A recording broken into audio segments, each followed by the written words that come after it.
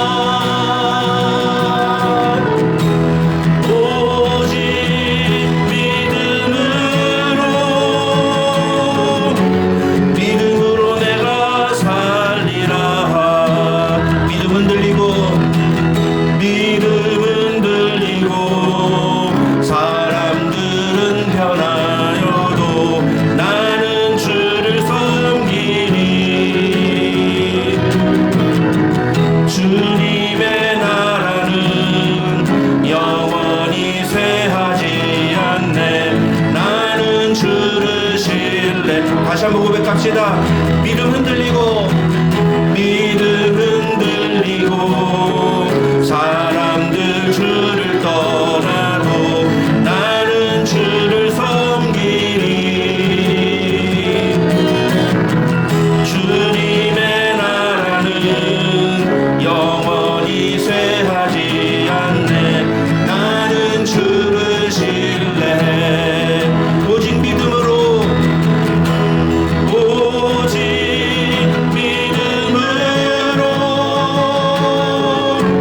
믿음으로 내가 살리라. 오직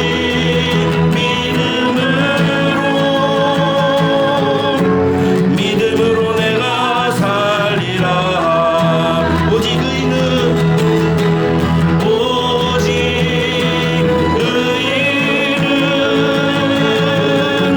믿음으로 말미암아 살리라. 오직 의인은 믿음으로 말미암아 다시 한번 고백합시다. 오직 의인은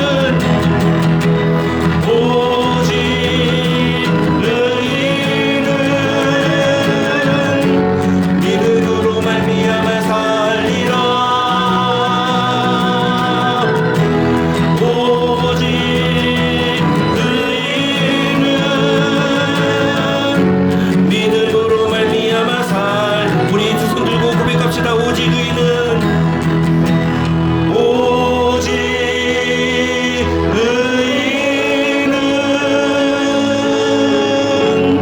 믿음으로 말미암아 살리라. 오직 의인은 믿음으로 말미암아 살리라. 아멘. 그렇습니다.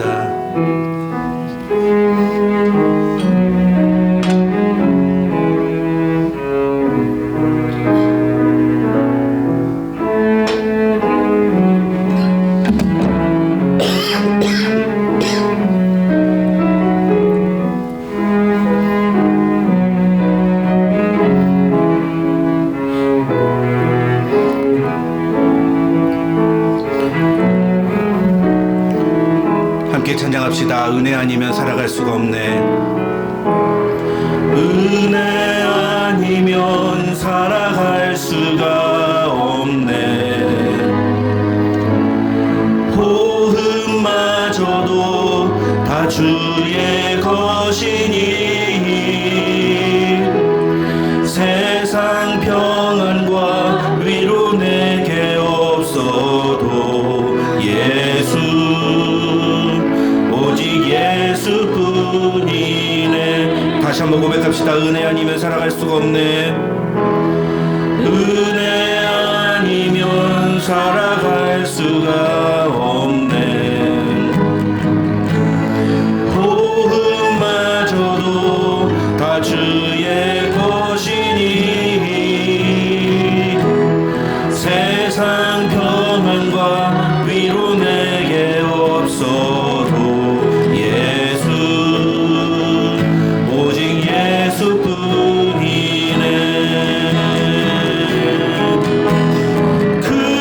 크신 계획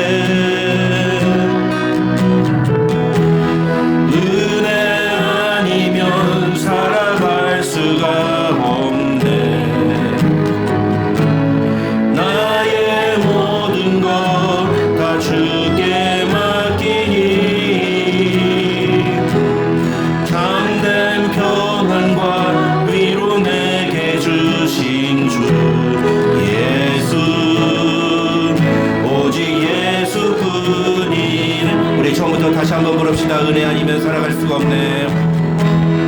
은혜 아니면 살아갈 수가 없네. 호흡마저도 다 주의 것이니 세상 평안과 위로 내게 없어도 예수 오직 예수뿐이네. 크신 계획 다 볼 수 없고 크신 계획 다 볼 수도 없고 작은 고난에 지쳐도 주께 묶인 나의 모든 삶 버티고 견디게 하시네. 크신 계획 다 볼 수도 없고 크신 계획 다 볼 수도 없고 작은 고난에 지쳐도 주께 묶인 나의 모든 삶 버티고 견디게 하시네.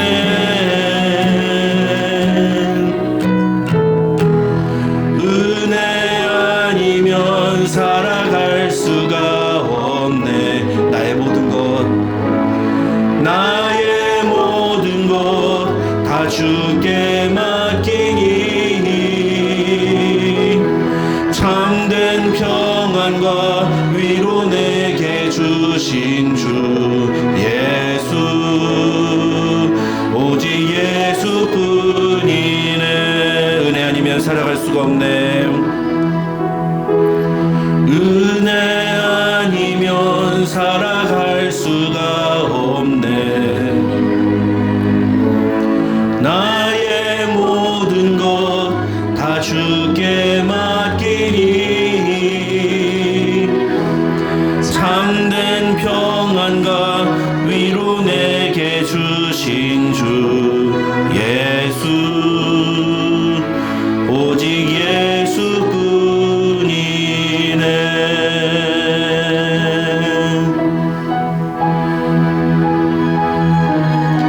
이 시간 우리 함께 기도하겠습니다. 오늘도 우리가 주님의 은혜로 주님 앞에 나왔습니다. 우리는 주님 앞에 나와 예배할 아무런 자격도 없고 공로도 없는 자들입니다. 그런 우리를 하나님께서 의롭다 인쳐주시고 하나님의 자녀 삼아주셔서 언제든지 하나님 앞에 나올 수 있도록 허락해 주셨습니다.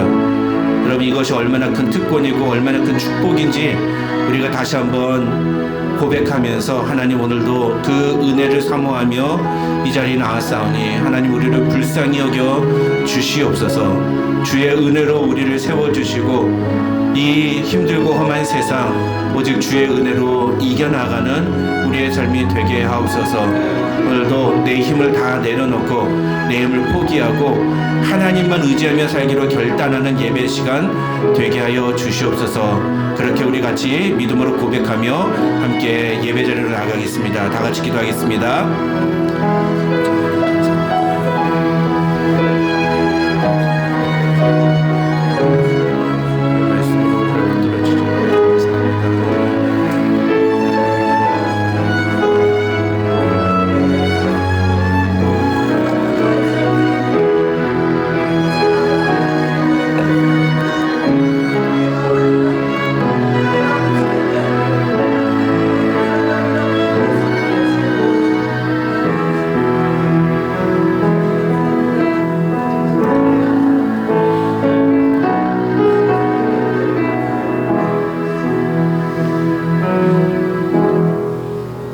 다 함께 기도드리겠습니다. 사망을 패하시고 복음으로 생명과 썩지 아니할 것을 드러내신 전능하신 주님, 오늘도 주님 앞에 나올 수 있도록 모든 여건과 환경을 허락해 주셔서 참으로 감사합니다. 이 시간 우리의 모든 것을 주님 앞에 내려놓고 엎드려 굴복합니다. 이 자리에 모인 주의 자녀들에게 회개의 영을 부어주시고 주님의 영으로 더욱 감동되어지게 도와주시옵소서. 말씀을 들을 때 깨닫는 은혜를 허락하시고 주의 진리를 밝히 알게 도와주시옵소서. 주님, 허락하신 몸된 교회를 통하여 주님의 나라가 더욱 확장되어지는 영광을 바라보기 소망합니다. 주님께서 주신 능력과 사랑으로 우리가 기도하며 주님의 말씀을 전하기를 원합니다. 주님의 말씀을 힘있게 전할 수 있도록, 증거할 수 있도록, 증인되어질 수 있도록 지혜와 담대함을 허락하여 주시고 이 일에 우리가 자원하는 마음으로 헌신할 수 있도록 도와주시옵소서. 주님, 우리가 기도와 물질로 돕는 선교사님들과도 늘 함께 하시어 그들의 사역이 형통하게 하시고 또한 필요한 물질도 채워주시고 그들의 가정과 자녀에게도 은혜를 베풀어 주시옵소서. 주님, 우리의 필요를 위하여 간구합니다. 각자에게 허락하신 사업장과 직장 가운데도 함께 하시어 그곳에서도 주님의 사람으로 살아갈 수 있도록 힘주시고 또한 그의 경영을 통하여 허락하신 물질로 하나님의 영광이 드러나는 데 쓰여질 수 있도록 우리에게 지혜를 허락하여 주시옵소서. 주님, 각 가정에 선물로 주신 자녀들에게도 은혜를 베풀어 주시옵소서. 자녀들이 어려서부터 하나님을 아는 데 열심을 내고 언제 어디서든 하나님과 동행하기를 기뻐하는 자녀들 되게 하여 주시옵소서. 저들의 앞날을 선한 길로 인도하시고 주님 앞에 모두 아버지 하나님 내려놓고 주님 앞에 맡겨드리는 우리의 자녀들이 될 수 있도록 아버지 책임져 주시옵소서. 주님의 뜻대로 역사하여 주시옵소서. 이 시간 우리의 예배를 위하여 간구합니다. 말씀을 증거하시는 목사님에게 성령의 은혜를 갑절로 더하시어 아버지 하나님 힘있게 준비하신 말씀을 증거할 수 있도록 은혜를 더하여 주시옵소서. 이 시간 예배를 드립니다. 모인 회중 가운데 함께 하시어 주님의 영으로 더욱더 감동된 아버지 축복된 시간 되게 허락하여 주시옵소서. 이 모든 말씀 감사드리며 예수 그리스도 이름으로 기도드립니다. 아멘.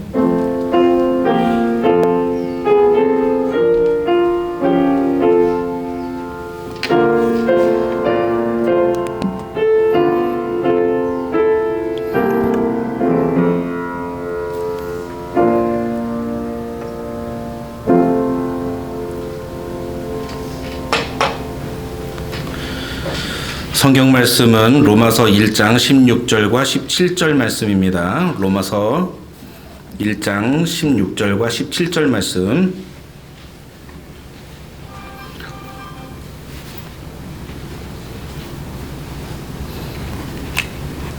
로마서 1장 16절과 17절 말씀 우리 다 같이 한 목소리로 읽겠습니다. 다 같이 읽습니다. 시작.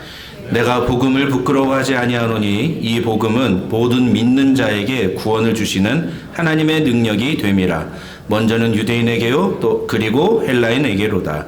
복음에는 하나님의 의가 나타나서 믿음으로 믿음에 이르게 하나니 기록된 바 오직 의인은 믿음으로 말미암아 살리라 함과 같으니라. 아멘. 아멘. 우리 함께 읽은 본문 말씀 가지고 복음, 하나님의 능력이라는 제목으로 하나님의 말씀 살펴보겠습니다. 사도 바울이 로마서를 쓴 이유는 로마에 있는 교회에게 복음을 전하기 위해서였습니다. 바울이 지금 복음을 전하는 대상이 불신자들이 아니라 로마 교회 교인들이었다는 사실에 우리는 주목할 필요가 있습니다. 그들은 이미 예수를 믿는 사람들이었고 예수 그리스도의 십자가로 말미암아 구원을 받은 사람들이었습니다. 그렇기 때문에 그들은 이미 복음을 소유한 사람들이었고 그들에게 어쩌면 복음이 또 필요한가라는 질문을 해볼 수 있는 것입니다. 그런데 그럼에도 불구하고 15절에서 바울은 내가 할 수 있는 대로 너희에게 가서 너희에게 복음 전하기를 원하노라 라고 이야기를 합니다. 이 바울이 할 수 있는 대로라고 이야기한 것을 우리가 수단과 방법을 가리지 않고 이런 뜻으로 잘못 오해하면 안 됩니다. 바울은 그런 의미로 할 수 있는 대로 내가 너에게 가고 싶다라고 얘기한 게 아니라는 거죠. 만약에 그런 의미였다면 바울은 이미 로마서를 쓰기 전에 로마에 갔을 겁니다. 수단과 방법을 가리지 않고 가면 되는 거니까요. 그렇죠? 예. 할 수 있는 대로라는 거를 수단과 방법을 가리지 않는다라는 의미로 오해하면 안 됩니다. 바울이 할 수 있는 대로라고 말한 것은 그런 의미가 아니라 복음을 전하러 너희 로마에 가기 위해서 내가 감당해야 되는 것이 있다면 그것이 무엇이든지 내가 감당하겠다. 내가 맞닥뜨려야 하는 현실이 무엇이고 내가 치러야 되는 대가가 무엇이든지 내가 복음을 전하기 위해 로마를 갈 수만 있다면 내가 그것을 하겠다라고 이야기를 하는 겁니다. 그래서 2주 전에 우리는 15절 가지고 우리 이 바울이 로마에 가기 위해서 어디까지 했는가. 그래서 사도행전 24장 25장을 가지고 우리 죄수의 몸이 되어서 로마에 가는, 그래서 로마 감옥에 갇히게 되는 것까지 바울은 그것을 받아들였다. 그것이 바울이 말하는 할 수 있는 대로의 의미다. 우리가 이렇게 말씀을 나눴죠. 이 관점이 왜 중요하냐 하면은 바로 오늘 본문하고 연결이 되기 때문이에요. 오늘 본문 16절을 보면 이런 말이 있습니다. 우리 다 같이 16절 다시 한번 읽겠습니다. 시작. 내가 복음을 부끄러워하지 아니하노니 이 복음은 모든 믿는 자에게 구원을 주시는 하나님의 능력이 됨이라. 먼저는 유대인에게요 그리고 헬라인에게로다. 아멘. 여기서 바울은 내가 복음을 부끄러워하지 않는다라고 말합니다. 복음을 부끄러워하지 않는다. 복음을 전하는 것이 목적이라면 복음에 대해서 부끄러워하지 않는다라는 그런 부정적인 표현을 사용하는 것보다 조금 긍정적인 표현을 쓰는 게 좋지 않을까요? 나는 복음이 자랑스럽다. 나는 복음이 좋다. 이런 얘기를 하는 게 좋지 않을까요? 근데 왜 난 복음이 부끄럽지 않다. 이런 표현을 할까요? 왜 굳이 이런 부정적인 네거티브한 익스프레션을 사용할까요? 그건 의도적으로 하는 거예요. 일부러. 왜 그렇습니까? 당시에 로마 시대에서는 복음을 믿고 복음을 전하는 삶을 사는 것은 당연히 고난받는 삶이었기 때문입니다. 그래서 세상 사람들의 눈에 보기에는요, 그 복음을 믿고 그 복음 때문에 고난을 당하는 건 굉장히 어리석은 일이었어요. 뭐하러 저렇게 살아? 세상을 사는데 뭐하러 저런 식의 삶을 살아? 그게 뭐라고? 예수를 믿는 게 뭐라고? 저런 식의 삶을 사는 거야. 그 시간에 돈을 한 번 더, 100불을 벌어도 돈을 더 벌겠다. 그 시간에 골프를 치면 건강이라도 더 좋아지겠다. 그 시간에 뭘 하면 너에게 더 좋은 일이 있겠다. 차라리 내가 아무것도 안 하더라도 집에서 쉬는 게 낫겠다. 세상 사람들이 보기에는 복음을 전하기 위해 사는 건 참 미련해 보이는 일이었어요. 그런데 예수를 믿는 것 자체를 반대하는 건 아니지만 예수를 믿는다는 것 때문에 고난을 당하고 그것 때문에 핍박을 당하고 굳이 안 당해도 되는 일을 왜 당하느냐? 그런 미련한 일을 왜 하느냐? 그런 어리석은 그런 식의 신앙생활을 왜 하느냐? 가장 대표적인 게 뭐예요?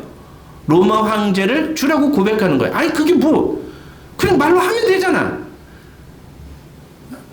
아니 뭐 로마 황제를 주라고 고백하면 갑자기 번개가 내려쳐가지고 내가 막 갑자기 불에 타 죽나? 아니거든요. 그런 일 안 일어나요. 기독교인이었는데도 로마 황제를 Caesar is my Lord라고 고백했다가 아무 일도 안 일어나고 오히려 더 잘 먹고 잘 사는 사람들이 더 많거든요. 훨씬 더 많아요. 뭐하러 그렇게 어리석고 미련하게 그렇게 세상을 사느냐. 이 세상을 살려면 이 세상의 법칙과 이 세상의 방식을 따라갈 필요가 있지 않느냐라고 세상 사람들은 말한다는 거죠. 그래서 세상 사람들의 눈에 보기에는 그리스도를 믿는 것, 그리스도를 따라가는 삶을 산다는 것은 참으로 어리석은, 나는 저런 식의 삶은 별로 안 좋아. 저렇게 종교에 미친 삶을 살고 싶진 않아. 이런 이야기를 하는 거죠. 교회에서도 요즘도 그런 얘기 하지 않습니까? 조금 신앙생활 열심히 하려고 그러면 그렇게 종교에 미쳐서 살면 안 된다. 이런 얘기 많이 하지 않습니까? 그게 세상 사람들의 관점이에요. 예. 그래서 사도 바울이 뭐라고 했습니까? 고린도전서 1장 18절에 보면 십자가의 도가 멸망하는 자들에게는 미련한 것이다. 그 사람들이 우리를 어떻게 하겠냐? 성령이 없는 사람들이 보는 건데, 그러니 그 사람들의 가치와 그 사람들의 시각으로 봤을 때 우리는 미련해 보이는 거다. 모터로 세상을 저렇게 해서 부끄럽게. 그래가지고 그나마 좀 잘 살면 모르겠는데 대부분의 그렇게 사는 기독교인들이 다 어떻게 돼요? 십자가에 못 박혀 죽거나 아니면 사자밥이 돼서 죽거나 공중에서 회중들 수많은 사람들이 보는 데서 온몸이 갈기갈기 찢어 죽이는 그런 처참하고 비참한 일을 당한단 말이죠. 모터로 저렇게 사냐? 모터로 저렇게 사냐? 세상 사람들 그렇게 본단 말입니다. 그런 세상 사람들의 관점에서 바울은 말하는 거예요. 그럼에도 불구하고 그게 현실이다. 그게 맞아. 그렇지만 나는 그 복음이 조금도 부끄럽지가 않아. 이렇게 얘기하고 있는 거예요.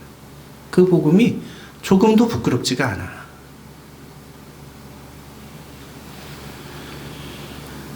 뉴욕 리디머 교회를 설립했던 팀 켈러라는 목사가 있습니다. 올해 돌아가셨어요. 췌장암으로 돌아가셨는데 이 팀 켈러 목사님이 뭐라고 얘기를 했냐면은 만약에 사도 바울이 지금 시대에 살아서 로마 교회가 아니라 뉴욕 교회 교인들에게 편지를 쓴다면 아마 복음을 이 구절을 16절을 내가 복음을 부끄러워하지 아니하오니라는 표현을 나는 복음을 불편하게 여기지 아니하노니라고 바꿔서 얘기했을 것 같다. 이렇게 표현을 했습니다. 이게 복음을 부끄러워하지 않는 것과 복음을 불편하게 여기는 것을 같은 맥락으로 이해를 한 거죠. 그러니까 불편하게 여긴다는 게 뭐예요? uncomfortable 이라는 게 뭐예요? 그 복음이 주장하는 것이 내 마음을 불편하게 만드는 거예요. 예, 별로 기쁘지 않게 만든다는 거죠. 그러면서 왜 복음에 대해서 사람들이 불편하게 느끼는가, uncomfortable하게 느끼는가 한 4가지 이유를 제시를 했습니다. 첫째, 복음은 우리가 구원을 얻는데 어떠한 공로나 어떠한 노력도 필요하다고 말하지 않기 때문입니다. 그래서 복음이 불편하게 느낀다는 거예요. 왜냐하면 이런 논리는 우리를 염치 없는 사람으로, 양심이 없는 사람으로 만드는 것처럼, 그래도 내가 구원을 받으려면 뭔가를 좀 열심히 해야 되는 거 아니야? 교회 와서 헌금도 좀 많이 하고 최소한 1년 52주 중에 최소한 한 30주는 그래도 주일 예배에 빠지지 않고 참석을 해야, 그래야 좀 구원받는 거 아니야? 예배 시간에 빠지지 않고 예배 시간에 나와서 졸지 않고 설교 말씀 잘 들어야 구원받는 거 아니야? 아니라는 거예요. 세상 사람들이 그렇게 생각하니까 그렇게 구원받는 게 아니라고 얘기하는 이 리디머, 이 바울의 이 복음이 불편하게 느껴진다는 거예요. 두 번째는 이거 한글로도 나옵니다. 이거는 영어권들 위해서 영어로 적은 거고요. 좀 뒤에 한글로 제가 답변 보여드리겠습니다. 두 번째는 이 복음은 예수님이 우리의 죄를 위해서 죽으셨다고 말하기 때문에 사람들이 불편하게 느낀다는 거예요. 왜? 우리의 죄를 위해 죽으셨다는 건 결국은 우리가 누구라는 거예요? 죄인이라는 거죠. 사람들이 불편하다는 거예요. 우리를 죄인 취급한다는 거예요. 내가 무슨 죄를 그렇게 많이 지었어? 내가 무슨 죄를 그렇게 많이 지었길래 나를 죄인 취급하는 거야? 심지어는요, 교회에서 당신은 죄인입니다. 아멘. 그렇게 얘기하는 사람조차도요, 실제로 물어보면 자기가 무슨 죄를 지었냐 그러면 글쎄요, 제가 제 주홍같이 붉은 죄가 크고 참 내가 심각한 죄를 지었는데 글쎄 내가 무슨 죄를 지었는지를 생각해 보라고 하면 또 뭐라고 말을 못 하겠네. 잘 몰라요, 자기가 무슨 죄를 지었는지. 그러니까 죄인이라고 얘기하고 죄를 고백하라고 그러고 죄에 대해서 주님 앞에 나아가 십자가를 의지하라고 그러면 마음이 불편한 거예요. 목사님 왜 죄 맨날 죄인 취급만 하고 말이야. 교회 일주일에 한 번 와서 좀 은혜의 말씀, 위로의 말씀, 평강의 말씀, 축복의 말씀 듣고 싶은데 맨날 죄. 그게 현대 기독교인들, 기독교라는 종교를 가진 종교인들의 논리라는 거예요. 그러니까 복음에 대해서 불편하게 느낀다는 거죠. 세 번째, 복음은 우리가 예수를 믿지 않으면 구원을 얻을 수 없다고 말하기 때문에 불편하다는 거예요. 예수를 믿어야지만 구원을 얻는다라고 얘기하는 거예요. 다른 거 필요 없다. 예수를 믿어야지만. 근데 이 세상은 어때요? 이 세상에는 수많은 종교들이 있어요. 이슬람도 있고, 불교도 있고, 천주교도 있고, 어떤 종교든지 어느 종교를 통해서든지 그 종교를 통해서 결국은 구원을 얻으면 되는 거 아니냐. 되게 그럴듯한 논리인데, 예, 성경은 그렇게 말하고 있지 않다는 거예요. 어떤 길을 통해서든 구원에 이를 수 있다고 말하지 않아요. I am the way. I am the way. 오직 하나의 길밖에 없다. 내가 바로 그 길이다라고 예수님은 말씀하신다는 거죠. 그러니까 세상 사람들이 보기에는 어때요? 이거 독선적이다. 자기만 길이 있다고 얘기하는 이 완전히 고집불통의 이 독선주의자 아니냐. 마음이 불편하다. 그런 기독교를 믿는 거는 나도 마치 그런 독선적인 사람이 되는 것만 같이 만드는 그런 느낌을 주기 때문에 그래서 마음이 불편하다. 마지막으로 네 번째는 복음이 세상 사람들에게 성공과 행복에 대해서 보장해 주는 게 아니라 오히려 복음을 믿는 사람들에게 성경은 섬김의 길을 가라고, 고난의 길을 가라고 요구하기 때문에 불편하게 느낀다. 교회 와서 축복을 얘기해줘. 그러니까 미국에서 지금도 그 사람들이 제일 많이 모이는 교회들은 다 어떤 교회들이에요? 번영신학 하는 게. 예수를 믿으십시오, 여러분. 그러면 여러분도 저와 같이 부자가 될 수 있습니다. 하나님은 우리에게 이 땅에서 행복한 삶, 풍요로운 삶, 복된 삶을 살도록 허락해 주셨습니다. 믿습니까? 그러면 아멘 할렐루야 그러면서 막 이렇게.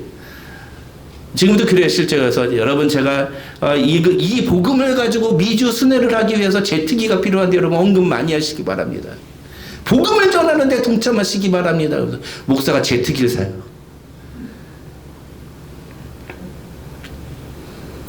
논리도 웃겨요.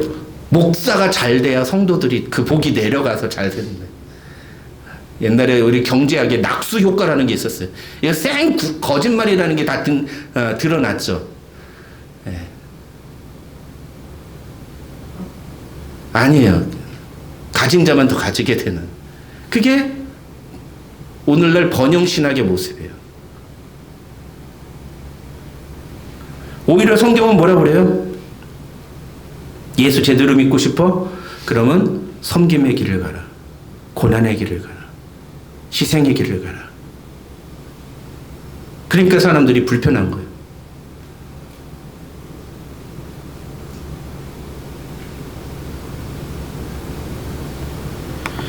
사도행전 26장을 보면 바울이 베스도 총독하고 아그리빠 왕 앞에서 재판을 받는 장면이 나옵니다. 이 장면은 바울이 복음을 부끄러워하지 아니하노니라는 말이 무슨 뜻인지를 가장 잘 보여주는 장면이라고 저는 생각을 해요. 바울은 최후 변론의 기회가 주어졌을 때 이 베스도 총독하고 아그리빠 왕 앞에서 복음을 전합니다. 예수 그리스도가 어떤 분이신지에 대해서 다 전합니다. 그런데 중요한 건 그때 거기에 아그리빠 왕이 이 예수에 대해서 알고 있었던 사람이라는 거예요. 그러니까 이 베스도 총독은 야, 이 바울아, 네가 공부 많이 했다더니 네가 그 공부 때문에 네가 미쳤구나 이렇게 얘기를 해요. 아그리빠 왕은 뭐라고 하냐면 네가 지금 나를 그리스도인으로 만들려고 하냐? 이 얘기예요. 그 얘기는 뭐냐면 네가 지금 나도 죄인으로 만들려고 그러는 거냐? 이렇게 얘기하는 거예요. 왜냐하면 당시에는 유대교의 그 관점에서 그리스도를 믿는 사람들은 모두 잡아 죽이는 시대였기 때문에. 그러니까 아그리빠 왕이 그렇게 화를 내니까 바울이 그런 베스도와 아그리빠에게 뭐라고 대답합니까? 그게 사도행전 26장 28절이에요. 사도행전 26장 28절에서 바울이 뭐라고 하냐면은 오늘 내 말을 듣는 모든 사람도 다 이렇게 내가 결박된 거 외에는 나와 같이 되기를 하나님께 원하나이다. 나와 같이 되기를. 하나님께 원하나이다. 복음을 부끄러워하지 아니하는 사람은 지금 자신의 처지가 중요한 게 아니에요. 내가 어떤 상황인지가 중요한 게 아니고 내 안에 있는 복음이 중요한 게, 왜냐? 내 안에 있는 복음이 너무나 위대한 것이고 너무 큰 것이기 때문에, 이 복음이 너무 놀라운 것이기 때문에 이게 정말 중요한 거지, 내가 지금 그 복음 때문에 당하고 있는 현실은 별로 중요한 게 아닌 거예요. 네. 중요한 건 내가 갖고 있는 이 복음이 어떤 것이냐, 그게 중요한 거죠. 바울은 로마교회 교인들에게 이 메시지를 전하고 싶었어요. 너희가 예수 믿는다는 거 알아. 그 너희가 예수 잘 믿고 있다는 소식도 들어. 그래서 너무 고맙다. 야, 너희 정말 잘하고 있구나. 근데 내가 너희한테 가가지고 정말 복음을 소유한다는 거 어떤 삶인지에 대해서 좀 얘기를 해주고 싶구나. 왜냐하면 로마 교회가 지금 핍박의 상황에 물려 있거든요. 그리고 핍박 때문에 많은 사람들이 로마를 떠나고, 그 중에는 로마를 떠나는 것뿐만 아니라 아예 기독교에서 떠나는 사람들도 있었기 때문이에요. 게다가 로마서 16장에 보면은 그런 상황 속에서 그 로마 교회 안에 분쟁까지 있었다고 나와요. 패가 갈려가지고서는 서로 다툼이 있는 거예요. 그러니까 바울이 너희가 정말 복음을 소유한 사람이라면 어떤 삶을 살아야 되는지에 대해서 내가 너에게 좀 얘기를 해주고 싶구나. 그래서 내가 너희한테 가고 싶다. 이렇게 얘기를 하는 겁니다. 너희가 복음을 소유하고 있다면 너희가 지금 당하고 있는 일에 대해서 부끄럽게 여기지 마라. 오히려 너희가 갖고 있는 복음은 정말 위대한 것이다. 세상 사람들이 아무리 너희를 비웃어도, 세상 사람들이 아무리 너희를 모함하고 오해해도 그것 때문에 너희가 부끄럽게 여기지 마라. 너희가 당하고 있는 현실, 복음 때문에 당하고 있는 그 고난과 핍박과 어려운 상황은 오히려 자랑스러운 것이고 감사한 일이다. 너희 안에 있는 복음은 정말 특별한 것이다. 그걸 얘기해 주고 싶었던 거예요. 그래서 오늘 본문 16절에서 바울은 내가 복음을 부끄러워하지 아니하노니 라고 말하면서 그 뒤에 뭐라고 말합니까? 이 복음은 모든 믿는 자에게 구원을 주시는 하나님의 능력이 됨이라고 말합니다. 복음이 특별한 것, 복음이 위대한 것, 우리 안에 있는 복음이 위대한 이유, 우리가 복음 때문에 그런 대접을 받아도 부끄럽지 않은 이유는 뭐냐면 내가 갖고 있는 복음이 하나님의 능력이기 때문이라는 겁니다. 여러분 믿으십니까? 예. 그럼 이것을 우리가 믿어야 됩니다. 복음이 하나님의 능력이다. 바울이 지금 그렇게 얘기하고 있는 거예요. 복음은 하나님의 능력이다. 여러분, 복음이 하나님의 능력이라고 하면 여러분은 어떤 생각이 드십니까? 그게 무엇을 의미한다고 생각하세요? 복음이 하나님의 능력인 이유는 오늘 16절에도 말했지만 모든 믿는 자에게 구원을 주시는 하나님의 능력이에요. 모든 믿는 사람들을, 예수를 믿는 사람들을 구원해 주시기 때문에 그것이 하나님의 능력인 겁니다. 하나님의 능력은 죄인을 의인으로 변화시키셨기 때문에 능력인 겁니다. 하나님의 능력은 죄로 인하여 죽었던 사람들에게 다시 새 생명을 부어주셨기 때문에 하나님의 능력인 것입니다.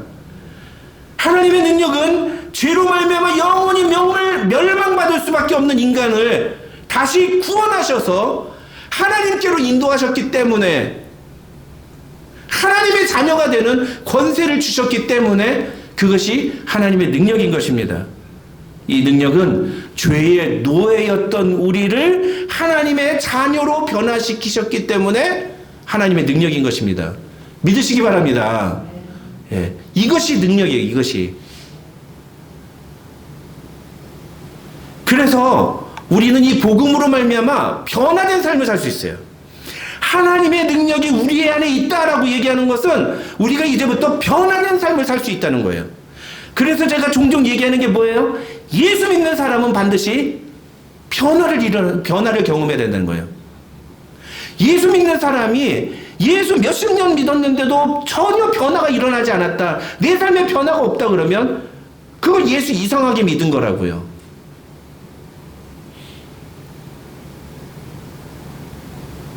과거엔 성격이 개체만 같았던 사람이 예수를 믿으면 믿을수록 조금씩 변화되는 모습이 일어나야 되는 거예요.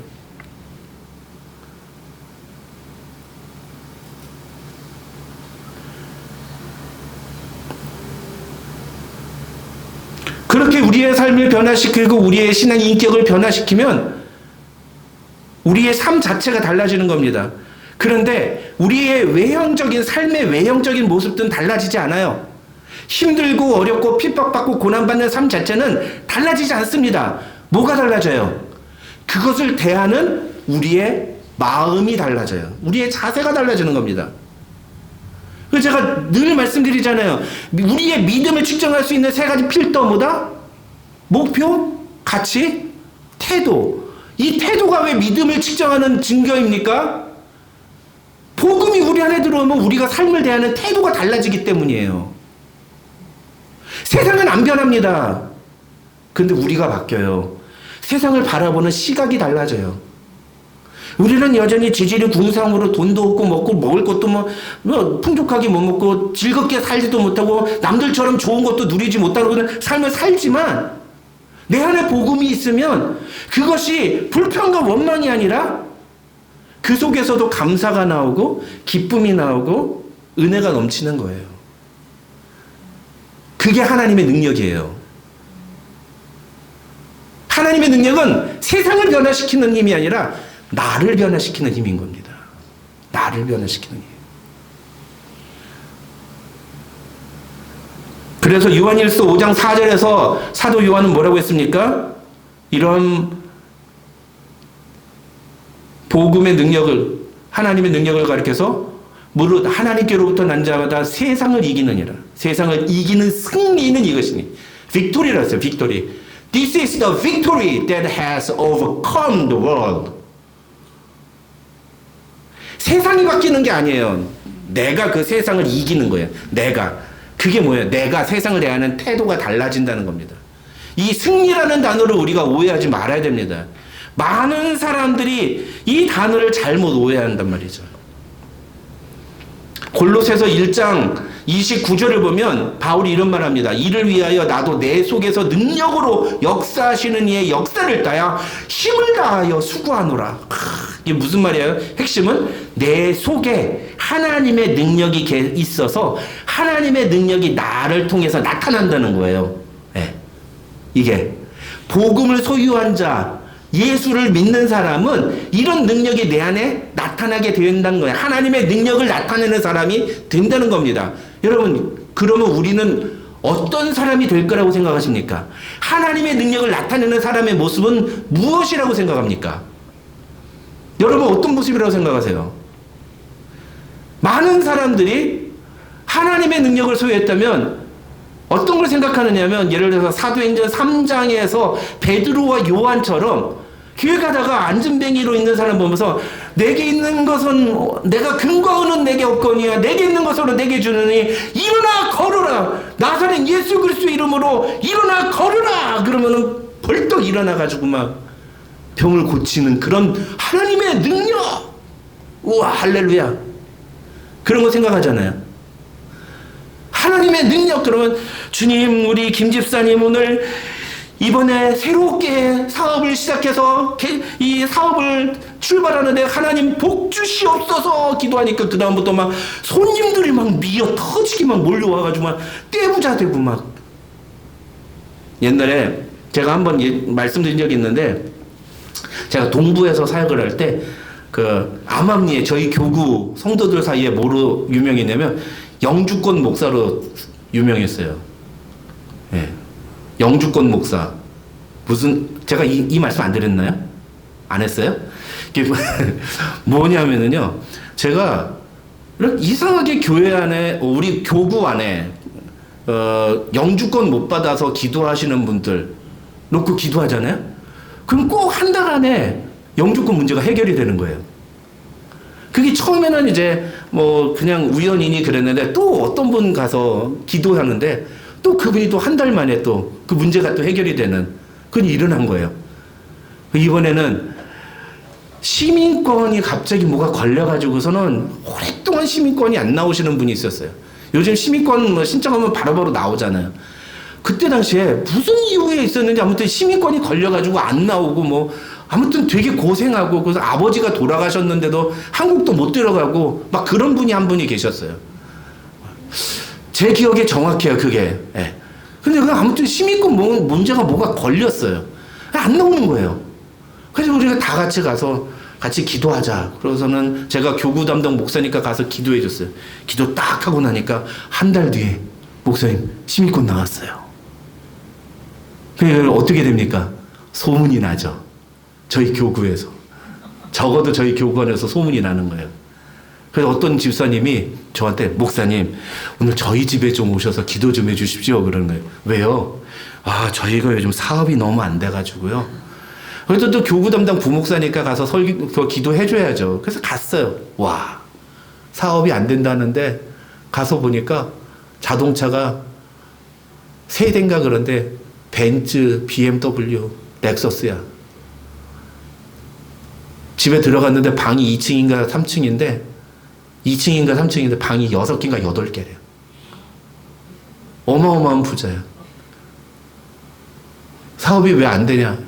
요즘 돈이 잘 안 벌린다. 그때 뭐 서브프라임 모기지 막 일어나고 막 그래서 목사님이 오셔서 제가 소문을 들었습니다. 목사님이 기도하시면 문제가 다 해결된다면서요.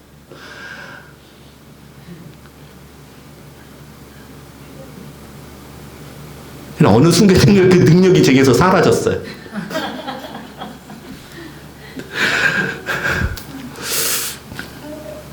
우리는 하나님의 능력이 우리 안에 있다 그러면 막 그런 거 생각하잖아요. 네? 그런 걸 생각한단 말이에요. 적어도 베드로와 요한처럼 뭐 안전뱅이를 일으켜 세우는 건 아니더라도 감기 놓고 기도하면 감기는 낫게 해줘야 되는 거 아니에요? 안 나요. 그런 일은 일어나지 않습니다. 감기에 걸리면요 저한테 기도받지 말고 빨리 가서 약 드세요. 그게 하나님의 손길이에요. 네, 하나님의 돕는 손길입니다. 약이. 애드빌 먹고 푹 주무세요.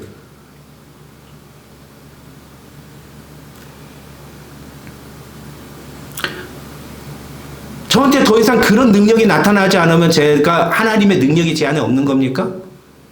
이제는?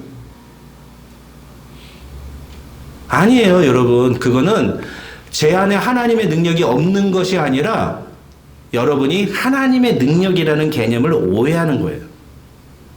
성경이 말하는 하나님의 능력이라는 것이 무슨 뜻인지를 우리가 잘못 알고 있는 거죠. 우선 우리가 하나님의 자녀라면, 우리가 예수 그리스도를 믿는 사람들이라면 우리는 모두 다 하나님의 능력을 소유한 사람들인 것을 믿으시기 바랍니다. 여러분도 하나님의 능력을 갖고 있는 사람들임을 믿으시기 바랍니다. 의심되시죠? 아닌 것 같죠? 그쵸? 내가 하나님의 능력을 갖고 있다면 내가 이 모양 이 꼴로 살겠냐? 라고 생각하시잖아요. 그쵸? 솔직해지자고요, 여러분. 설교 들을 때 아닌 척, 나는 괜찮은 척 이러지 마시고 그냥 맞다 그러면 고개 좀 끄덕끄덕 해주시고 좀. 예? 그렇잖아요, 여러분. 여러분에게 하나님의 능력이 있다 그러면 지금 이 모양 이 꼴로 사시겠습니까, 여러분이? 그 하나님의 능력 사용해가지고 잘 먹고 잘 사는데 사용하겠지. 그쵸? 최소한 여러분 안에 있는 여러 가지 문제들 그거 해결하겠지. 어떻게든.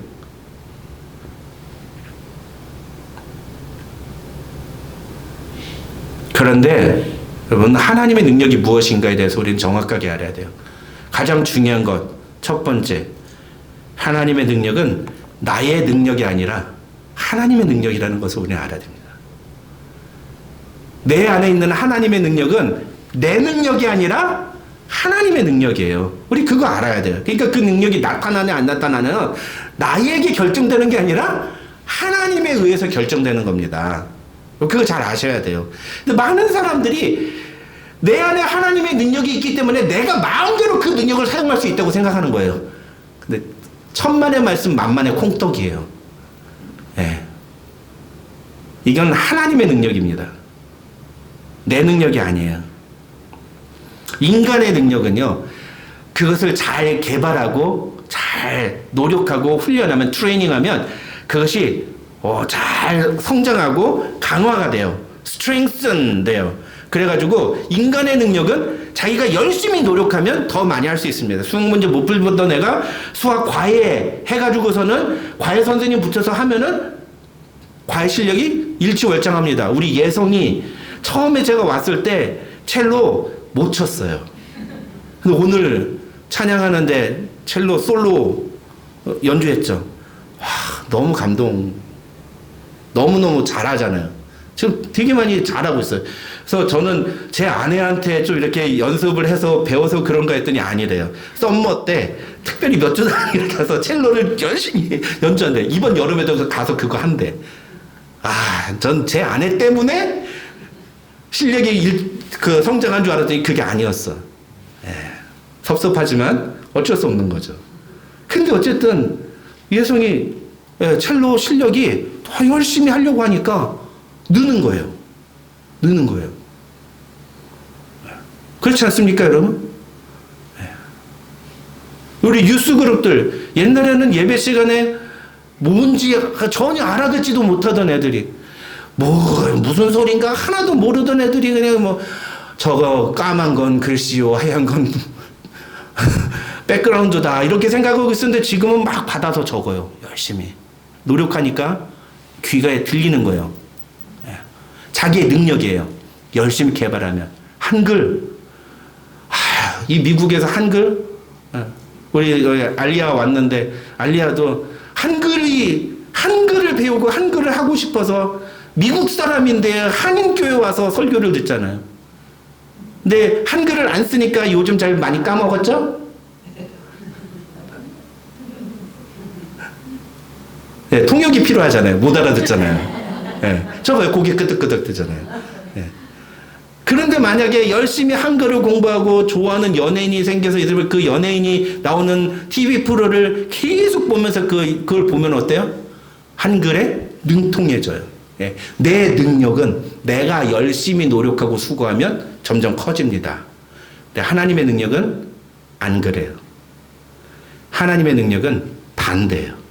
성경은 그렇게 말하고 있어요. 적어도 뭐라고 말합니까? 고린도후서 12장 9절과 10절에서 바울은 뭐라고 하냐면 내 능력이 예수님은 뭐라고 말씀하시느냐?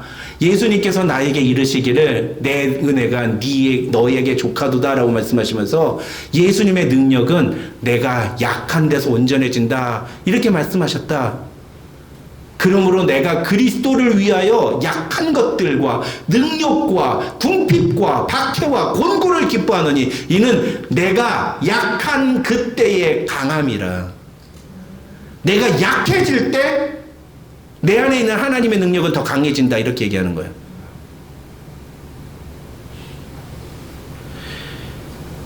하나님의 능력을 의지할 때만 하나님께서 내 안에서 살아계셔서 역사하시는 거지. 내가 내 안에 하나님의 능력이 있다고 해서 내가 그걸 사용해서 내가 뭘 하려고 한다? 그러면 그럴수록 하나님의 능력은 디미니시 되는 거예요. 내 능력이 커지니까. 근데 내 능력을 줄여버리면 하나님의 능력이 점점 커지는 거예요.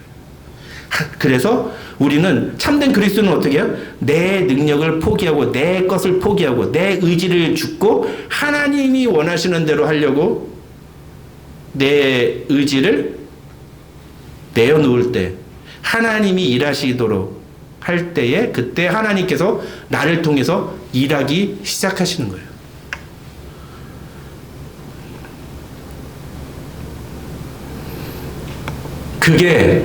그게 하나님의 능력의 속성입니다. 하나님의 능력은 내 능력이 아니고 하나님의 능력은 내가 약할 때 나타나기 시작하는 거예요. 여러분 이 사실을 꼭 기억하시기 바랍니다.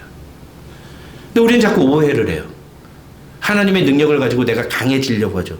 하나님의 능력이 내 안에 있으면 내가 세상에서 성공하고 세상에서 뭔가 내가 원하는 것들을 성취하려고 하죠. 그러니까 하나님의 능력이 나타나지 않는 거예요. 왜 하나님의 능력이 우리에게서 나타나지 않습니까? 내가 더 강해지려고 하기 때문입니다. 하나님의 능력이 아니라 내 능력 가지고 사용하려고 하니까 내 힘 가지고 살아가고 내 능력 가지고 살아가려고 하니까 하나님의 능력이 나타나지 않는 겁니다. 또 한 가지, 우리가 하나님의 능력을 잘못된 것을 위해서 사용하려고 하니까 하나님의 능력이 나타나지 않는 거예요. 무슨 말이냐면 하나님의 능력은 우리가 이 세상을 살아가면서 만나는 어떤 문제나 환난을 극복하고 해결해서 마침내 인생에서 성공하게 해주는 그런 능력이 아니란 겁니다. 물론 그게 아주 틀렸다고 말할 수는 없어요. 하나님께서는 우리에게 그런 은혜를 주시기도 하고 그런 축복을 주시기도 합니다. 그렇지만 그것만을 위해서 하나님이 우리에게 하나님의 능력을 주시는 게 아니라는 거예요. 근데 사람들은 우리 안에 하나님의 능력이 있다면 무엇만 생각하느냐, 이 세상에서 내가 어떻게 하나님의 능력 가지고 성공할 수 있을까, 이 세상에서 내가 어떻게 내 목적과 내 뜻을 이룰 수 있을까에 대해서만 생각한다는 거예요. 그러니까 하나님의 능력이 내게서 나타나지가 않는 겁니다. 하나님은 나에게 그런 거 하라고도 하나님의 능력 주시는 게 아니거든요. 빌립보서 4장 13절 다 같이 한번 읽겠습니다. 시작.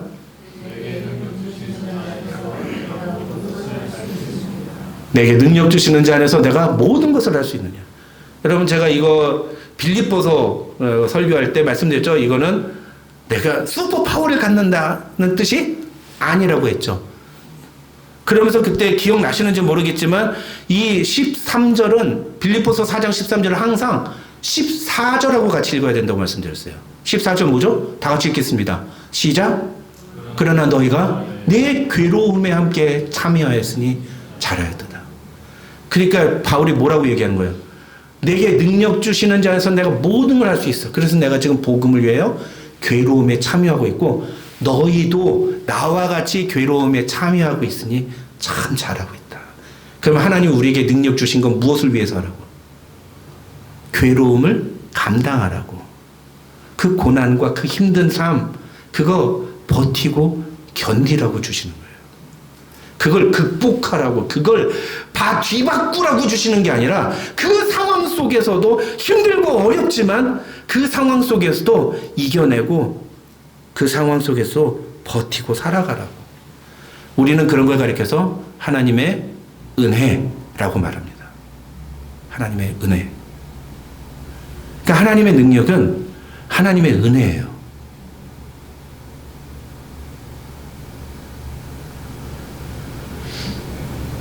복음을 위해 고난받는 사람은요, 아무나 할 수 있는 게 아니에요. 하나님의 능력이 있는 사람만이 그것을 할 수 있어요. 그래서 디모데후서 1장 8절에서 바울이 뭐라고 말합니까? 그러므로 너는 내가 우리 주를 증언함과 또는 주를 위하여 갇힌 자된 나를 부끄러워하지 말고, 똑같은 얘기 나오죠. 부끄러워하지 말고 오직 하나님의 능력을 따라 복음과 함께 고난을 받으라. 고난을 받으라.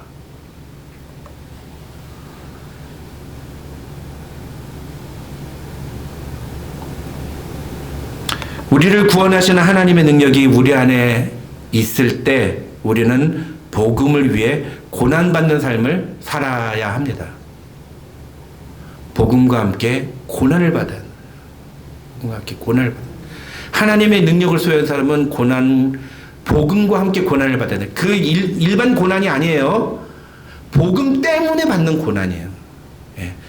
무슨 얘기입니까? 쉽게 말하면 예수 제대로 믿으려고 힘들고 어려운 현실을 이겨내고 버티는 걸 말하는 거예요. 얼마든지 세상적인 방법을 사용하면 이 어렵고 힘든 상황들을 바꾸어낼 수 있습니다. 얼마든지 세상적인 방법 사용하면 이렇게 살지 않을 수 있습니다. 근데 그런 불법적이고 그런 세상적인 방법을 선택하지 않는 거예요. 대신에 복음으로 말미암아 그 힘들고 어려운 상황을 버티고 견뎌내는 거죠. 복음을 위해 고난받는 삶을 산다는 것은 자기 능력으로는 죽었다 깨나도 할 수 없는 일이에요. 오직 하나님의 능력을 소유한 사람만이 할 수 있는 일입니다.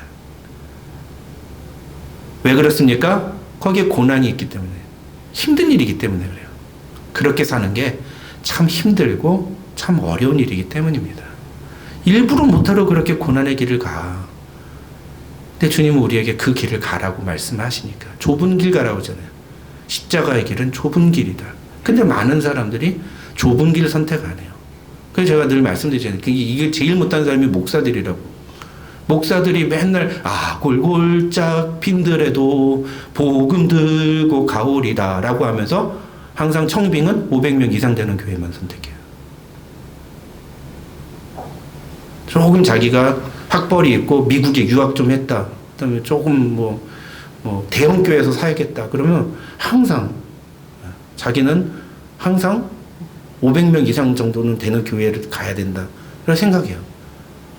제가 그랬다고요. 제가 그런 사람이었어요.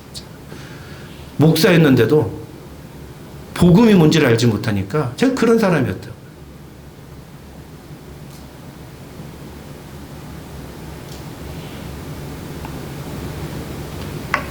하나님의 능력은 우리를 성공한 사람으로 만들지 않습니다. 오히려 하나님의 능력을 따라 살다 보면 세상에서 더 힘들고 어려운 일을 당하며 살아갈 수 있어요. 아니, 성경은 우리에게 복음 때문에 고난을 받으라고 요구합니다. 그러니까 이게 불편한 거예요. 누가 세상에서 그렇게 고난받고 힘들게 살고 싶겠습니까? 다 편하게 살고 싶지. 그러니 사람들이 복음을 부끄럽게 여기는 거죠. 그런 사람에게 하나님의 능력이 나타나겠습니까? 나타날 리가 없죠. 그러나 복음을 소유한 사람은 하나님의 능력으로 그 복음을 위해 고난받기를 주저하지 않습니다. 왜냐하면 그 복음이 나를 구원하셨기 때문이에요. 그 복음 하나면 모든 것이 충분하기 때문이에요. 그 하나님의 능력이 나와 함께 하시기 때문에 이제부터 이 세상 속에서 힘들고 어려운 일들은 능히 감당해 나갈 수가 있는 거예요. 어려워요. 힘들어요. 고통스러워요. 때로는 하나님께 짜증도 납니다. 그리고 저희 집사람도 막 와가지고 기도하면서 울고 막 하나님한테 원망, 불평, 때로는 협박도 하기도 해요. 하나님 정말 그러실 거예요, 나한테. 그래서 막 그래도 돼요. 그래도 됩니다. 시편 읽어보세요. 시편에 보면 다윗이 얼마나 하나님한테 불평, 불만하는데요. 해도 됩니다. 하나님한테는 해도 돼요. 하나님한테. 그래서 우리가 시편을 읽어야 되는 거예요. 그러면서 하나님께 나아가고 하나님 바라보고 현실을 이겨나가는 겁니다. 그게 복음을 소유한 사람의 모습이에요. 하나님의 능력으로 이 세상을 이겨나가는 겁니다. 견디는 겁니다. 오늘 우리 찬양했죠. 버티고 견디게 하시는. 버티고 견디게 하시는. 그래서 17절에서 바울은 이렇게 말합니다. 복음에는 하나님의 의가 나타나서 믿음으로 믿음에 이르게 하나니 기록된 바 오직 의인은 믿음으로 말미암아 살리라 함과 같으니라. 이 로마서 1장 17절은 종교개혁의 모티브가 된 구절이죠. 마틴 루터가 이 구절 때문에 천주교에서 개신교로 전환이 된 거죠. 굉장히 우리 개신교엔 중요한 내용인데 여기서 말하는 의인이라는 사람은요, 여기서 말하는 의인은 이 두 가지 의미가 있어요. 두 가지 의미가 아니라 여기서 말하는 의인은 구원받은 사람을 의미합니다. 구원받은 사람, 하나님의 자녀. 그리고 오늘 본문에서 말하는 복음을 소유한 사람, 그 사람이 바로 의인이에요. 이 17절에 나오는 의인. 그런데 이 의인은 무엇으로 살리라? 오직 믿음으로 말미암아 살리라. 이 오직 의인은 믿음으로 말미암아 살리라 함과 같으니라는 1장 17절은요 두 가지로 해석이 가능합니다. 첫 번째는 뭐냐면은요, 이 구원받은 사람, 아니야, 이 구원, 살리라라는 것에 초점을 맞추는 거예요. 살리라. 이 산다라는 것을 구원이라는 개념으로 보면은 우리가 의인이 구원받는 거, 우리가 구원받는 방법은 무엇에 의해서냐? 오직 믿음을 통해서만이다. 그걸 얘기하고 있는 거예요. 믿어야지 구원받을 수 있다. 이 얘기를 하는 겁니다. 그래서 마틴 루터가 우리가 교회에다가 헌금을 많이 바치고 무슨 연보를 많이 해서 연옥에 가는 거를 이렇게 죄의 뭐죠? 면죄부 그 헌금을 많이 하면은 죄가 없어져서 연옥에서 천국으로 가는 게 아니구나. 로마 교회 교리를 열심히 공부하고 그걸 잘 따르겠다고 동의하면 천국에 가는 게 아니구나. 오직 믿음으로만 예수가 나를 위해 죽으셨다는 사실을 믿어야지만 천국에 가는구나. 그래서 이제까지 로마가 갖고 있었던, 로마 교회가 주장했던 것에 대한 질문을 95개조 조항의 질문을 내거든. 그래서 여러분, 질문 잘하는 사람들 뭐라고 날문하지 마세요. 기독교는 질문의 종교예요. 특히 개신교는 질문의 종교예요. 그래서 저는 우리 김영환 집사님 같은 분이 정말 소중해요. 질문하셔야 돼요. 여러분, 질문 없는 사람이 이상한 거예요. 질문 없이 그냥 믿지 마세요. 질문하셔야 돼요. 질문. 목사님, 이건 뭐예요? 이건 무슨 뜻이에요? 난 이게 이해가 안 되는데? 목사님, 이게 무슨 뜻인지 좀 설명해 주세요. 질문하셔야 돼요. 질문. 마틴 루터가 질문에서부터 시작했어요. 바로 믿어야죠. 바로. 제대로 믿어야죠. 예. 제대로 믿어야 돼요. 제대로. 두 번째, 이 오직 의인은 믿음으로 말미암아 살리라라는 것은요, 그렇게 구원받은 하나님의 백성은 이제부터 믿음을 따라서 살아야 한다는 뜻이에요. 그게 무슨 뜻이냐? 자신의 능력 의지하고 살지 말고 믿음을 따라서 하나님의 능력을 믿고 하나님을 의지하고 살아야 된다는 거예요. 내 힘으로 뭔가를 바꾸려고 노력하지 말고 내가 성공해서, 내가 노력해서, 내가 열심히 무언가를 해서 세상에서 내가 이 지긋지긋한 우리 집안을 한번 이렇게 변화시켜 보겠다. 물론 그런 생각이 아주 틀렸다는 건 아니고 열심히 공부해야죠. 그러나 내가 하는 게 아니라 하나님께서 허락해 주시기를 간구하는 하나님의 능력을 믿는 믿음으로 살아가야 된다는 거예요. 공부 열심히 해야 됩니다. 무슨 일이든 열심히 해야 돼요. 그러나 그 열심히 내 노력, 내 의지, 내 힘이 아니라 나는 열심히 하지만 그 모든 것을 이루시는 분은 하나님이시라는 사실을 믿는 믿음 안에서 하는 노력이어야 돼요.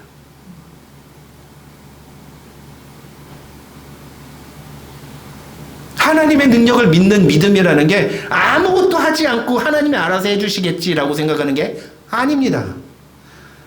내가 할 수 있는 일들을 열심히 하는 거예요. 열심히 나가서 일하고 돈 벌고, 우리 남자들이 가정을 부양해야 되는데 가정 부양하지 않고 집에서 맨날 깨쌀쌀 맨날 오락이나 고 놀고 있으면서 돈은 안 벌어오면서 하나님께서 우리 집안 책임져 주신다, 이 믿음 없는 마누라야, 막 이런 얘기하면 그런 남편은 엉덩이를 차서 밖으로 내쫓아야 돼요. 가서 돈 벌어오라고. 성경은 그렇게 말하는 게 아니에요. 우리가 일을 할 때 일을 열심히 하고 공부할 때 공부 열심히 해야 돼요. 그러나 그 모든 상황을 주관하시는 분은 하나님이라는 사실을 믿고 하나님의 능력을 의지하고 내가 아무리 노력해도 변화되지 않는 이 현실에서, 특별히 내가 예수 제대로 믿기 위해서 선택한 이 삶인데 힘들고 어려운 삶이 계속될 때 그거 버티고 견디는 게 우리 안에 있는 하나님의 능력인 거예요. 그거 버티고 견디라고 하나님이 우리에게 하나님의 능력을 주셨다는 겁니다. 그게 은혜인 거죠. 바울은 이 사실을 로마 교회 교인들에게 알려주고 싶었던 겁니다. 저는 이 로마서를 강해를 준비하고 예전에 로마서를 읽고 막 로마서에 한참 빠졌을 때 가장 충격적으로 다가왔던 로마서 설교가 오카는 목사님이 하신 설교였어요. 그런데 오카는 목사님 설교를 들으면서 너무 충격이어가지고 제가 그걸 몇 번이나 다시 읽고 몇 번이나 다시 듣고 그랬던 적이 있어요. 근데 오늘 본문, 요 본문과 관련해서 옥 목사님이 설교하신 게 바로 로마 교회는 복음을 들어야 했다라는 제목이에요. 그 설교를 어떤 그 청년부에서 수련회를 하면서 나중에 그걸 편집을 해가지고 영상을 아주 짧은 걸 하나 만들었는데 제가 그걸 여러분하고 좀 같이 듣도록 하겠습니다. 아주 바울이 엄격하게 경고하는 말씀이 나옵니다. 낮에와 같이 단정히 행하라. 방탕하지 말고, 술 취하지 말고, 음란하지 말고, 호색하지 말고, 쟁투하고 시기하지 말고, 오직 주 예수 그리스도를 옷 입어라. 이거 얼마나 무서운 충고입니까? 예수를 믿는다고 교회를 드나들면서도 잘못된 사람들이 너무 많았어요. 복음을 다시 전해야 되겠다고 하는 바울의 심정이 있었던 것입니다. 역사가 오래된 교회일수록 무엇이 죽어 있습니까? 복음이 죽어 있어요. 겉으로 보기에 화려한 교회일수록 복음의 메시지가 너무나 힘을 잃어버린 것을 우리는 봅니다. 십자가 앞에서 다시 한번 깨어져야 될 사람이 교회 안에 있고, 하나님의 사랑 앞에 그 굳고 교만한 마음이 녹아져야 할 사람이 바로 교회 안에 있고, 예수의 이름 앞에 자기 자신이 완전히 산산조각이 나는 은혜를 받아야 할 사람이 교회 안에 있고, 예수의 복음이 전파될 때 성령의 역사를 한번 입고 그 안에서 다시 태어나야 될 사람이 교회 안에 있고, 예수를 믿는 사람에게 복음이 얼마나 필요한가. 믿음이 좋다고 소문난 로마 교회, 믿음이 좋다고 소문난 사랑의 교회, 복음이 얼마나 필요한가. 믿음이 든든해지면 그 다음에 구원의 감격이 옵니다. 의심하던 사람이 믿음이 확고히 서면 구원받은 기쁨이 찾아옵니다. 진리를 깨닫지 못하던 자들이 진리를 깨닫고 그 믿음이 강해지면 구원받은 감격이 마음속에서 솟아오릅니다. 복음을 들어라, 복음을 묵상하라, 복음 속에 잠겨서 예수 그리스도를 마음속에 모시고 살아라. 하나님이 너를 얼마나 사랑하는가를 한 수도 잊지 말아라. 그러면 너희가 이 세상에서 승리할 수 있을 것이다. 너희 눈이 밝아져서 날마다 예수 다시 보기를 바란다. 너의 마음 눈이 밝아져서 날마다 십자가를 바라보고 가까이 다가가기를 바란다. 오늘 이 자리에 앉아있는 사랑하는 형제자매 가운데서 많은 분들이 복음으로 다시 태어나야 할 위치에 있다고 저는 생각합니다. 다 안다고 하는 마귀의 생각을 뿌리치십시오. 또 그 말 한다고 하는 마귀의 음성을 뿌리치십시오. 여러분은 이미 감격이 식어 있는 사람들이, 우리 모두에게는 복음의 감격, 구원의 감격을 회복해야 될 절실한 필요성을 우리는 느낍니다. 그와 같은 감격만 지속될 수 있다면 세상 아무리 더럽고 숨막혀도 우리는 넉넉히 이기고 살 수가 있습니다. 여러분, 예배만 보고 그냥 가실래요? 예배만 보고 그냥 나가실래요? 아니요, 그래서는 안 돼요.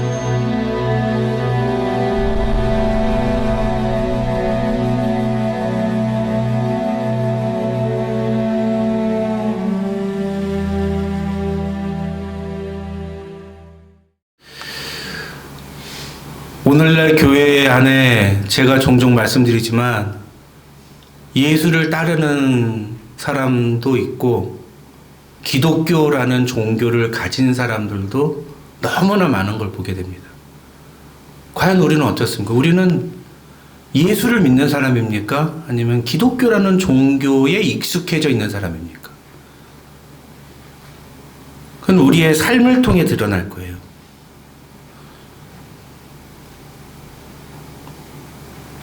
우리가 정말 예수 믿는 사람이라면 우리의 삶 속에서 하나님의 능력인 복음이 우리에게서 나타나게 될 겁니다. 그건 내가 약할 때,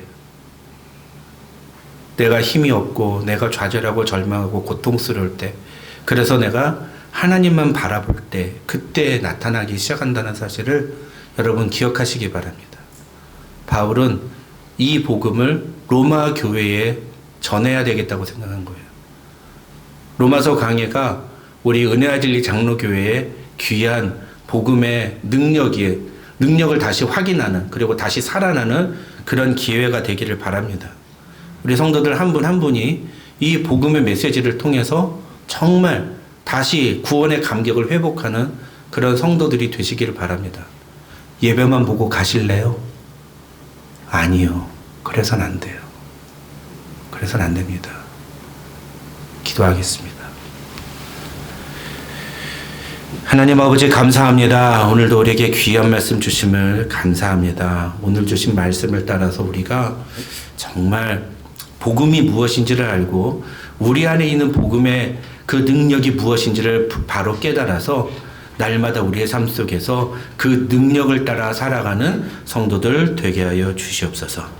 예수님의 이름으로 기도합니다. 아멘.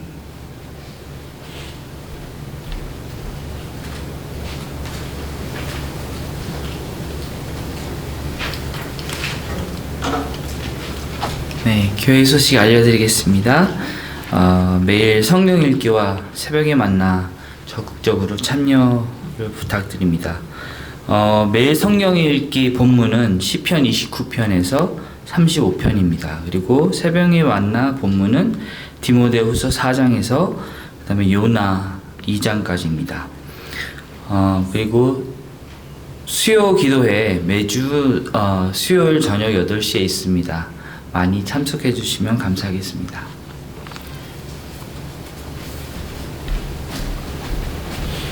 네, 우리 다 같이 일어나셔서 은혜한 오직 예수뿐이네 함께 찬양하고 축도함으로 예배 마치겠습니다.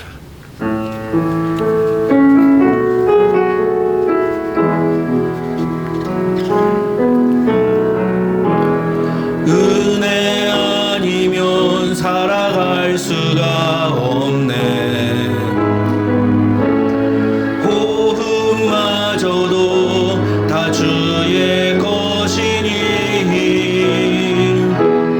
세상 평안과 위로 내게 없어도 예수 오직 예수뿐이네. 은혜 아니면 살아갈 수 없네. 은혜 아니면 살아갈 수가 없네. 호흡마저도 다 주의 것이니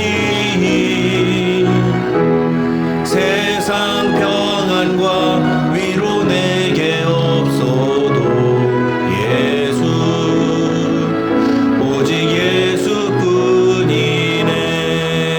그 신계획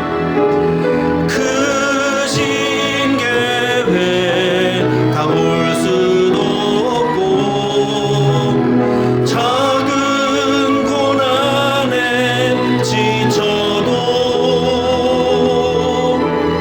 주께 묶인 나의 모든 삶 버티고 견디게 하시네.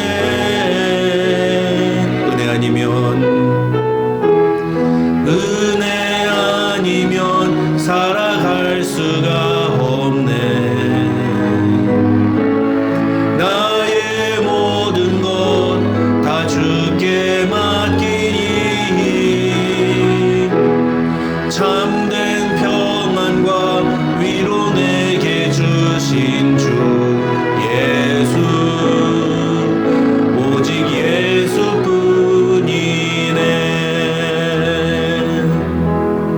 기도하겠습니다. 하나님, 그렇습니다. 오직 예수님뿐입니다. 내 삶에 힘들고 어려운 고난과 시험이 계속 이어지지만 하나님, 그러나 나를 구원하시고 나에게 참 자유를 주시며 나를 하나님의 자녀로 이끄신 그 하나님의 능력이 나와 함께 하시기에 내가 오늘도 버티고 견딜 수 있음을 주님 앞에 고백합니다. 나의 삶의 모든 것이 주님의 것임을 주님 이 시간에 고백하며 내 힘과 내 능력이 아니라 오직 하나님의 능력으로 살아가는 하나님의 사람들이 되기로 소망합니다. 하나님, 그런 우리의 믿음의 결단을 받아주시고 이제부터 시작되는 또 일주일의 삶 속에서 그렇게 하나님만 의지하며 살아갈 때에 우리의 삶 속에 하나님의 놀라운 역사와 능력이 나타나는 그런 열매를 경험하게 도와주시옵소서. 우리가 믿음으로 주님 앞에 간구하며 고백했을 때 하나님이 우리에게 놀라운 기도의 응답으로 함께 하시는 그 역사를 경험하게 도와주시옵소서. 우리의 믿음이 너무나 연약하여 하나님이 우리에게 그 응답 주시지 않으면 우리가 가끔 넘어지고 좌절하고 실망하고 하나님, 우리는 하나님을 원망할 때가 있음을 고백합니다. 그러나 그럼에도 그런 우리를 불쌍히 여겨주시고 멀리하지 않으시고 다시 품어주시는 하나님 아버지의 사랑에 감사하며 하나님, 오늘도 우리가 주님 앞에 나아가오니 주님 우리를 받아주시고 오늘도 주님 앞에 그런 마음으로 드린 예물을 흠양하여 주시사 이 예물이 우리의 삶을 주님께 드리는 우리의 헌신이 되게 하여 주시옵소서. 우리 교우들 중에 지금 출타한 교우들 많이 있습니다. 어디서 무엇을 하든지 믿음의 삶을 살아가도록 하나님 도와주시고 하나님의 자녀다운 신자의 모습을 잃지 않는 사랑하는 성도들 되게 하여 주시옵소서. 지금은 우리 구주 예수 그리스도의 한이 없으신 은혜와 우리 아버지 하나님의 만극하신 사랑과 성령님의 감동 감화 교통 충만하신 은혜가 너희 무리 가운데 함께 있을지어다. 아멘.